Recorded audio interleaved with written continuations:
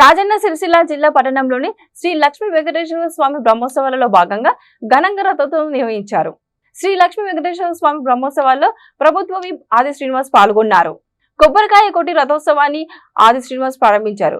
మాడవీధుల్లో రథంపై నుండి భక్తులకు దర్శనం శ్రీవారు ఇచ్చారు. గోవింద నామస్మరణంతో పురవీధులు మారుమోగాయి.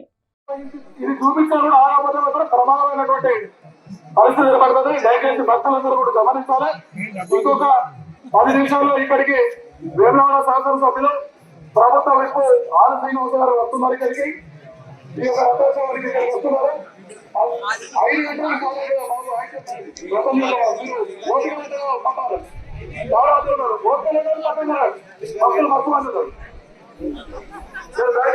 ఓపిక పట్టండి, సమయాన్ని పాటించండి.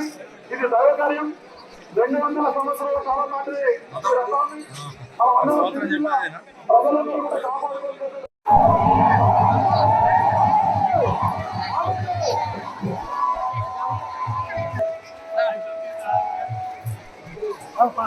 ఇక్కడ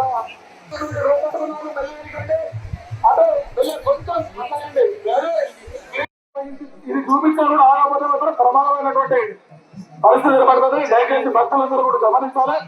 ఇంకొక 10 నిమిషాల్లో ఇక్కడికి వేములవాడ శాసనసభ్యులు ప్రభుత్వ విప్ ఆది శ్రీనివాస్ గారు వస్తున్నారు. ఇక్కడికి ఈ యొక్క రథోత్సవానికి వస్తున్నారు. 5 గంటల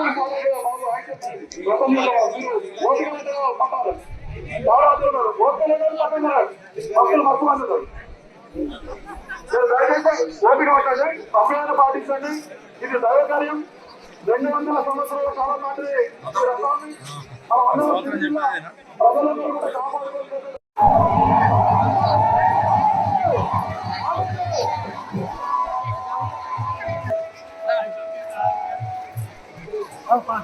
ఇక్కడ